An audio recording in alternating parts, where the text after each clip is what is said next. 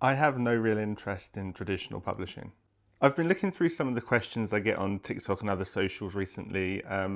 The ones that are more about me as an author and the author journey, usually from people that are interested in writing a book or just interested in the behind the scenes of how it all works. I've been thinking about answering some of the questions on here to give a bit more of a variety to my content, alongside obviously my Health Fever stuff, my Dead Awake stuff.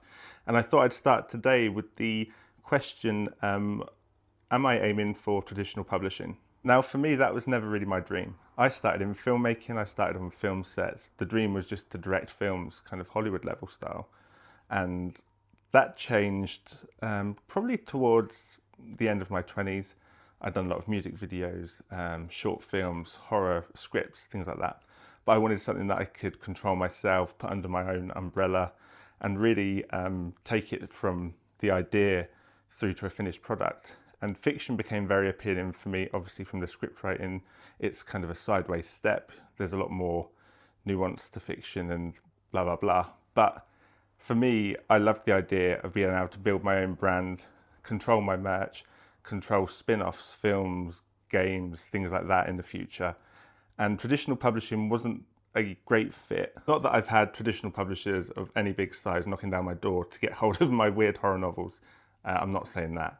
But for me, signing a contract with a big publisher from friends and people I know, you do sign away some of the rights. It's the nature of the beast. You don't always get to control film adaptations. You definitely don't get to say, oh, I want to direct that. That's not how it works. And for me, I wanted to build IP. I wanted to build an ecosystem for myself from my books, and then as an extension Health Fever, things like that. That said, people come from different backgrounds. There's no reason that you can't self-publish now, keep pitching different work to a traditional publisher, or the other way around. It really just depends on your goals, what you hope to achieve. And it's also not out of question for me, if the right project came along, I would consider doing something with a traditional publisher or a smaller publisher.